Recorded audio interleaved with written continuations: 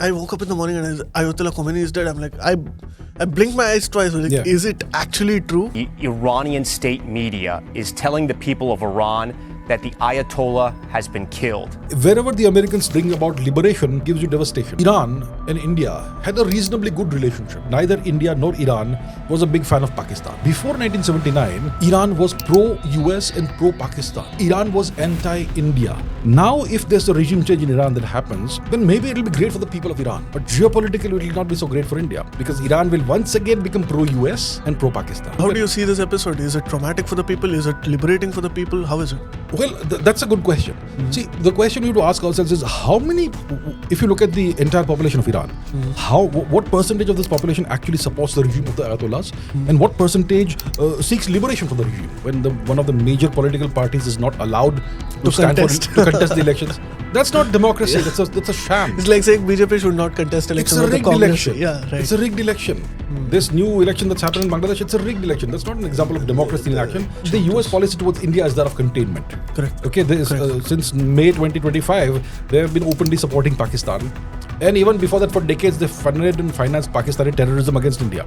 If people ask why India is actually getting saved from, say, facing sanctions or facing an invasion or a regime change, is it 1.5 billion people? We have to bend the knee at some point in time. That keeps the sanctions at bay. India has chosen a side. Yeah. It's very clear. Yeah. India has chosen a side. India has chosen the side of the US. Yeah. Mr. Trump has this habit of humiliating every world leader he meets. Yeah. Obama's style is different. He's a more suave kind of guy. Yeah. Trump is more of a different kind of personality.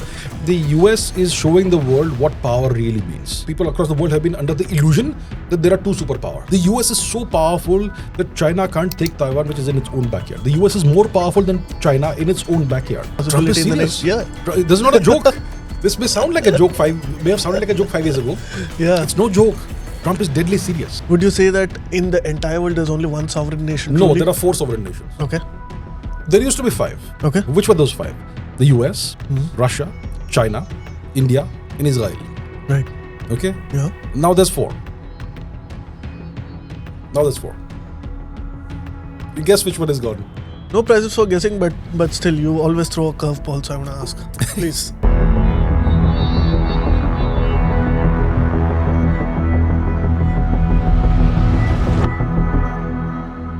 Abhijit Chavda, what a great day to be beginning something. Actually, indeed. First of all, thank you so much for having me. Great is not the word, but yeah. I know, it's you could say a momentous day. Yeah. Yeah. So thank you so much for having me. It's great to be back on this podcast. And yeah, let's talk. There's a lot to discuss, I suppose. My pleasure. Our pleasure always having you. Ayatollah Khamenei is dead. Confirmed dead. Khamenei, he's dead. I mean, Yeah. the government of Iran has confirmed his death. Yeah. So How bad is it for India? So, how bad is the situation for India, right? That's the question. Yeah. So, first of all, we know, I think everyone knows that India was operating a number of terminals in the Chabahar port, right? And because Pakistan has denied us access to Afghanistan, that's why we were using the Chabahar route to send supplies to Afghanistan, right? For humanitarian purposes and other purposes. So, India was using Chabahar port for that purpose, and Chabahar is obviously in Iran, in the Iranian portion of Balochistan. Now, a few weeks ago, India walked out of Chabahar. Okay, India liquidated its share in Chabahar, paid the requisite amount of money to the government of Iran, and walked out of Chabahar. Under US pressure, obviously. The US said India needs to get out of Chabahar. And India said, okay, sir, if you say so, we'll get out. So India is out of Chabahar, and then this entire situation happens. It was a matter of time before the Americans hit Iran. It was like the build-up was happening, the military build-up and so on. Yeah. So the question is, how bad is the situation for Iran? Yeah. So Iran and India had a reasonably good relationship. Correct. Okay, diplomatically, geopolitically, we had a reasonably good relationship. Yeah. One of the interesting things about the relationship was that neither India nor Iran was a big fan of Pakistan. Right. Okay, a couple of years ago, Iran and Pakistan nearly went to war and at least launched a few missiles at each other because Iran was accusing Pakistan of sending terrorists into Iranian territory. Right. So Pakistan, obviously, historically has been a US asset. For a decade or so, it was a Chinese asset. And from 2022 onwards, it has once again become a US asset. Now, if Pakistan is a US asset, it's going to be a huge problem for Iran. Right. Because Iran considers the US to be Shaitan Ebuzurg, the great Satan, and the US seeks Iran's destruction. So Pakistan is considered by Iran to be an enemy nation. Right. So India and Iran had that one thing in common, a common enemy. Right. And secondly, India and Iran had a reasonably good relationship overall, multifaceted relationship. Apart from the theatrics when it comes to US-Iran relationship, Iran is a very mature country diplomatically speaking, correct?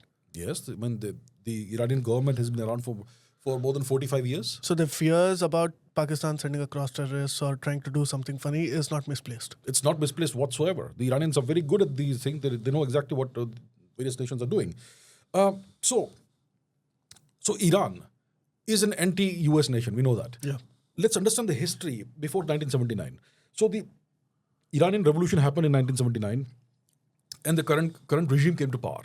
Yeah. Okay, and this happened by overthrowing the Shah of Iran, who was a US asset, who was a US puppet, a US vassal. Raza Pahlavi. Right, Pahlavi, Shah Mohammad Reza Pahlavi. So he was ousted, and the regime of the Ayatollahs comes to power. Yeah. Right, and since then, Iran has been kind of independent and anti-US.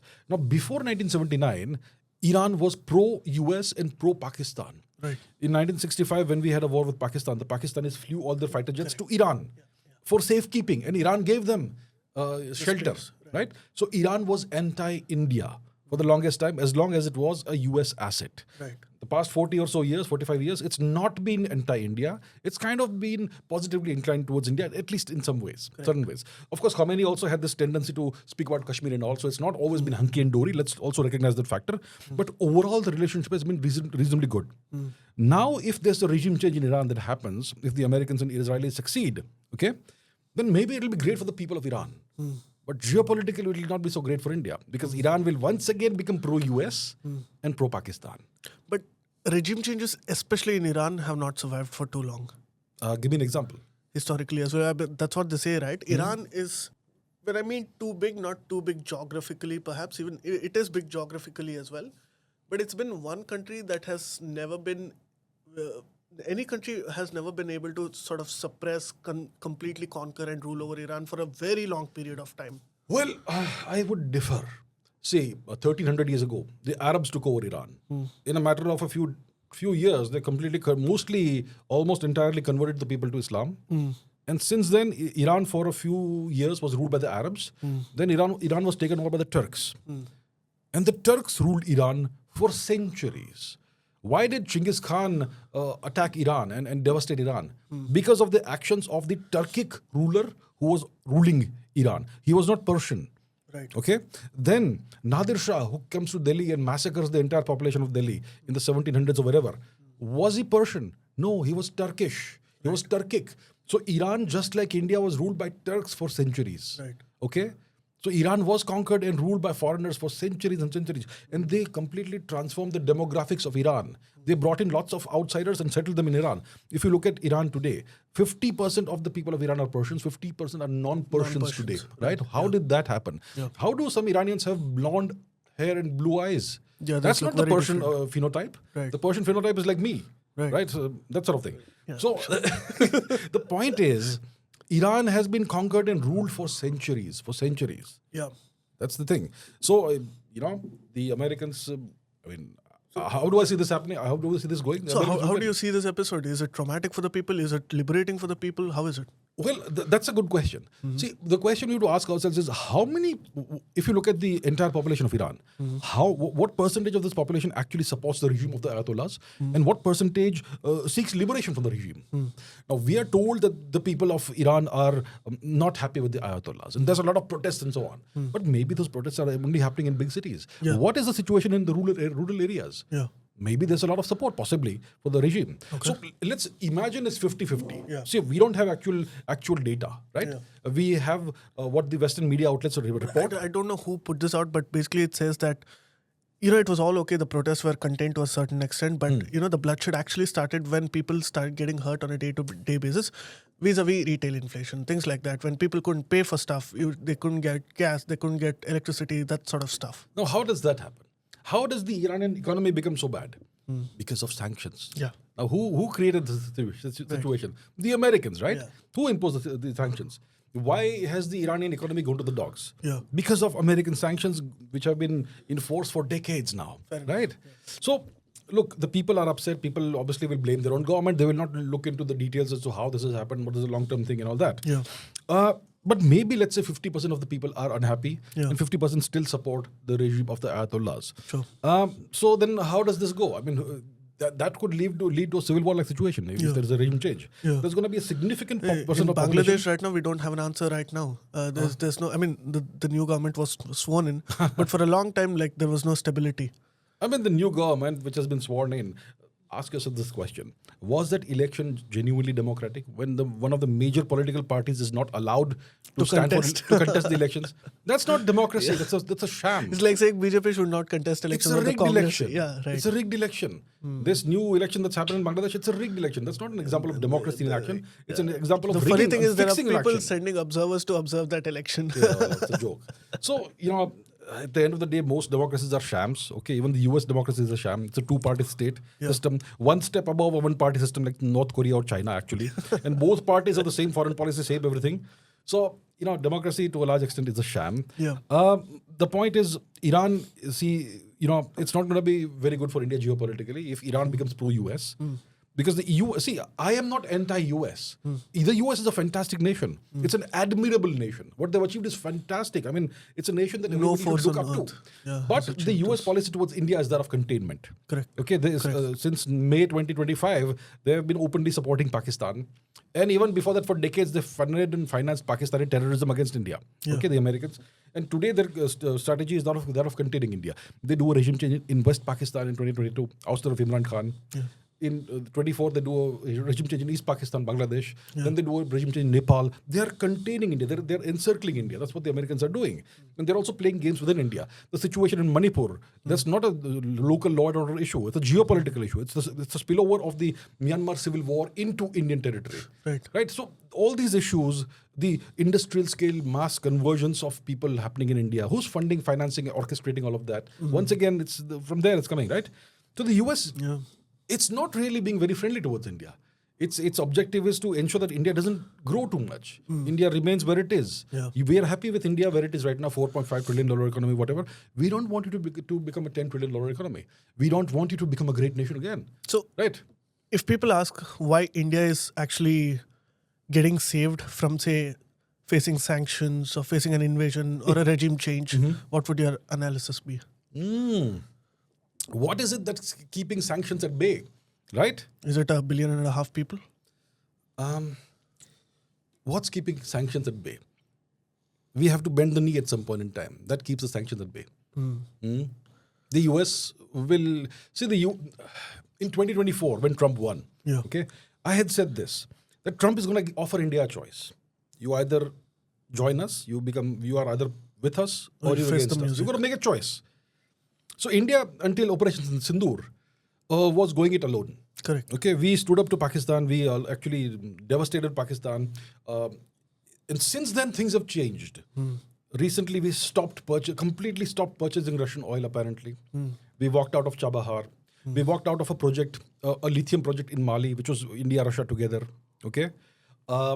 We have agreed to have Google essentially run our government through AI. Okay, Google is investing $15 billion in, I think, Visakhapatnam or wherever, to set up a big AI center. And that AI center will train students. Okay, the American AI will train students. The American AI will run government software. It will run scam detection. Essentially, it penetrates the Indian government top to bottom. Okay. Yeah.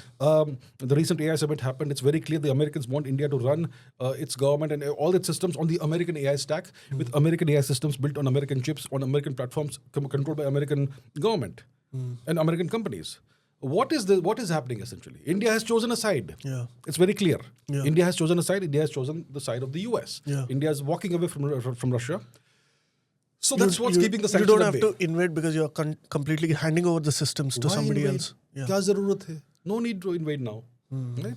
So that's what we are looking at. That's what's happening. Yeah. If you see all these data points, one after one after the Pax Silica thing also, it places Indian data into essentially American hands on American servers. Yeah. All this has happened in the past 6 months. It's actually happening in the past 2-3 months only. Recently, we had this India-EU trade deal. Yeah. Looks like it was kind of a reward. Okay, you've been a good boy, have this trade deal. And then we have this trade framework with the US also, which is kind of nice. It is not as nasty as the tariffs the Americans have imposed on other countries. So looks like India has now decided, okay, TK, let's go into the American orbit because we have no choice. But We are not where do strong you enough. Okay. We're not That was the strong point of reconciliation? It's or not reconciliation. reconsideration? It's not really reconciliation. It's India having no choice. But it was bold of us to walk away from Washington Where? When? when Trump called and then the Prime Minister turned away saying that, no, I'm busy, I'm sorry. That's okay, but we gave them what they wanted. See, it's a good thing for the Prime Minister not to meet with Mr. Trump because Mr. Trump has this habit of humiliating every world leader he meets. Yeah. Okay, whether it is Monsieur Macron, whether it is Keir Starmer, whether it is the King of England, whether it is the Canadian Prime Minister, whoever it is, the guy humiliates everybody. Mr. Modi should not be in the same room as Mr. Trump. Yeah. So Mr. Modi has done the right thing. He cited some prior commitments or whatever and did not meet with him. And see, what Mr. Trump was trying to do is this. He calls Mr. Modi to the White House. And then when Mr. Modi arrives in the Oval Office, there's a surprise waiting for him. Asim Munir. Yeah. Okay, boys, shake hands. Yeah. Now, what does Mr. Modi do in that situation? So you don't want to be in that situation at all. And that's why Mr. Modi did the right thing by not going. 100%. Yeah. But at the end of the day, Mr. Modi's dignity was saved by this good move of not going there. So India is aligning itself. India is essentially going into the US orbit now. It's very clear. To what degree are US's strategic calculations driven by Mr. Trump personally? Not too much. Okay. See, the US president actually doesn't really matter. Right. Okay, it doesn't really matter. Look, you had Joe Biden. So if Maduro is being kidnapped from his own country, then but Trump comes out and claims that like we've taken you out, and it feels very personal.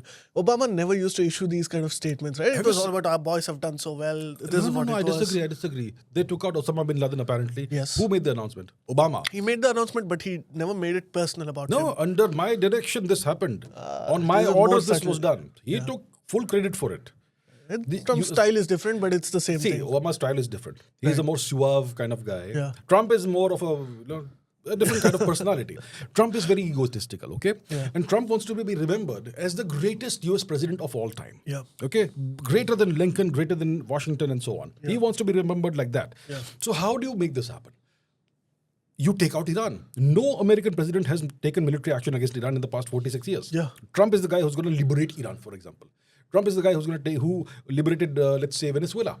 Yeah. Trump is going to be the guy who takes out Cuba next. Okay? And then Trump will expand US territory by taking Greenland and Canada, possibly. That's the crazy. greatest president of all time. That's what he wants to be remembered as. And his agenda... Is he though? Sorry? Is he though?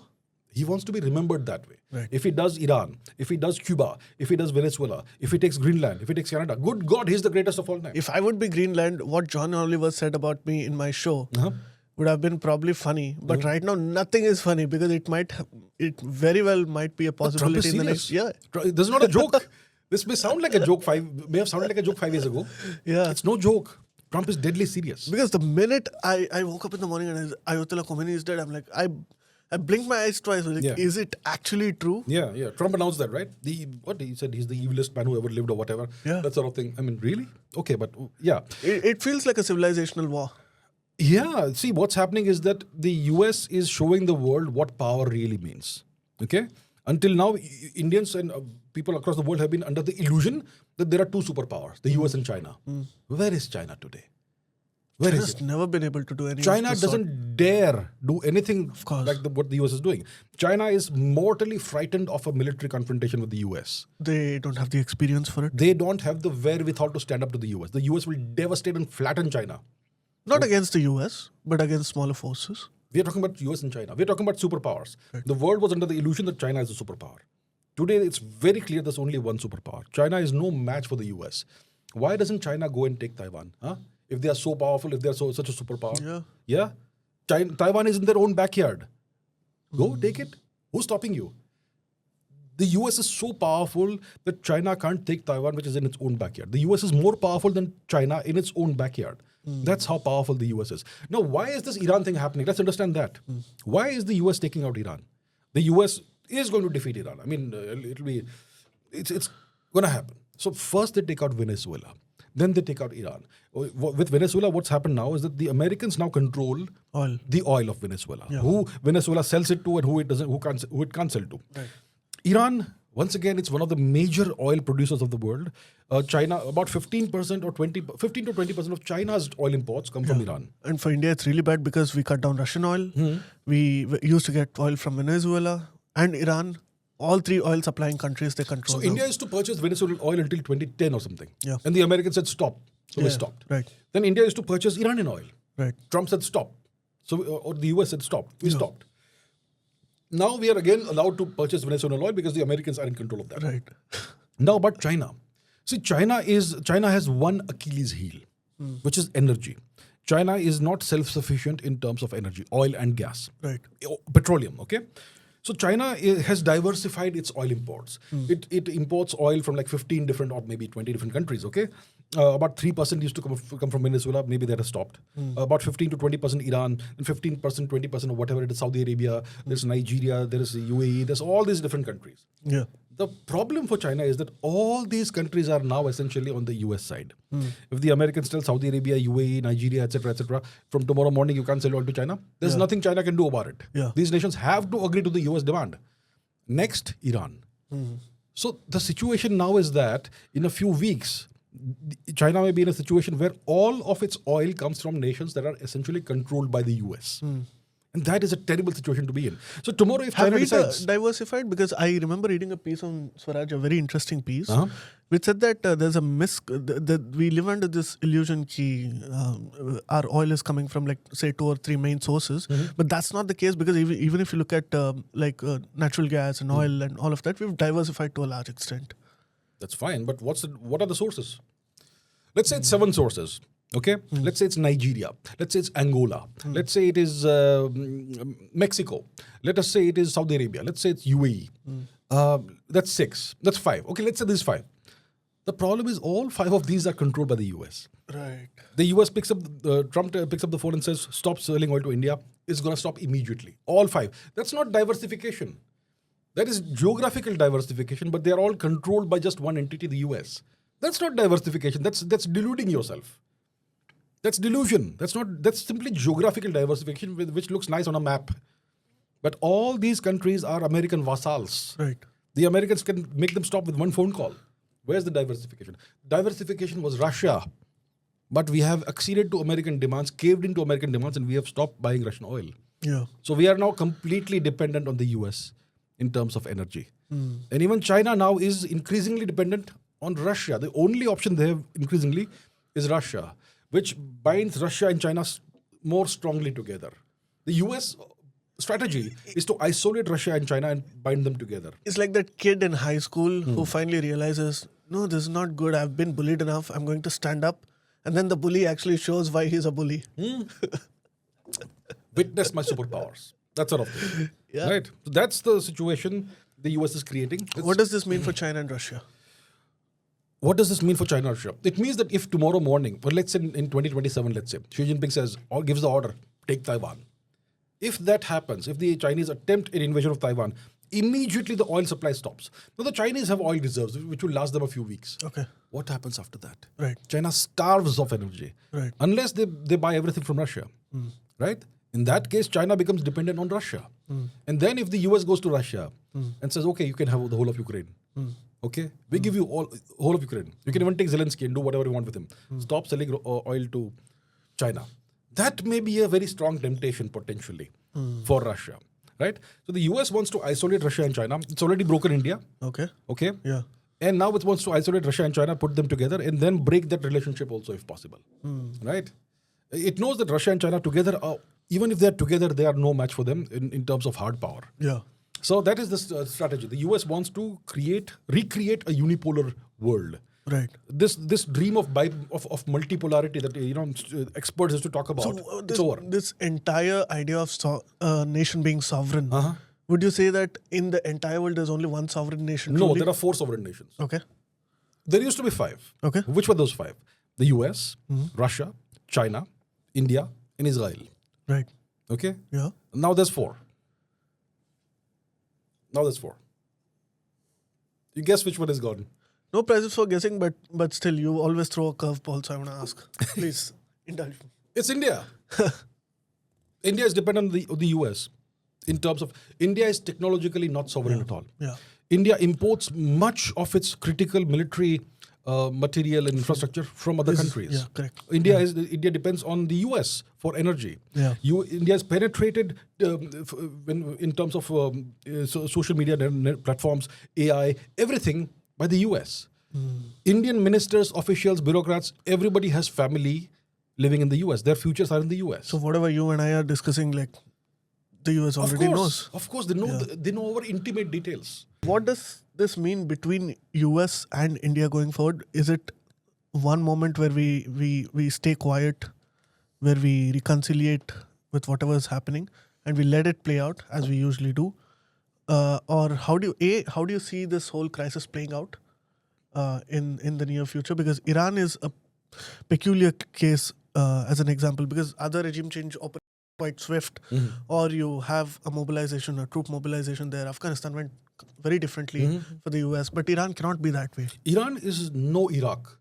2003 Iraq, it wasn't a cakewalk for the US. It was difficult. Right. The Americans lost 50, 60 aircraft in that invasion of Iraq. Right. And it took them a very long time to placate and subdue the insurgencies and all after they put boots on the ground. Iraq was very tough for the US. Iran is way more massive than Iraq. And it is not going to be even harder for the US to subdue and control Iran. Right. So what the Americans are saying is that we will take out the leadership and then the people of Iran need to take over. Oh, right. That sort of thing. So I don't know how it's going to play out. Maybe the Americans want boots on the ground. Maybe they don't want boots on the ground. Maybe they want somebody like some terrorist to run Iran, like a terrorist is running Syria today. Or maybe a Nobel laureate. Maybe Nobel laureate, that sort of thing. They don't see the problem with American liberation is that it devastates countries. Look at Libya. The funny thing is they don't even care about stories anymore. No. But look at what they've done to Iraq. Iraq is a disaster. Look at Libya, slave markets in Libya. I mean, wherever the Americans bring about liberation, it gives you devastation. So the people of Iran, even if they are not happy with their government, they don't want a situation where you have slave markets in Iran and ISIS terrorists running Iran.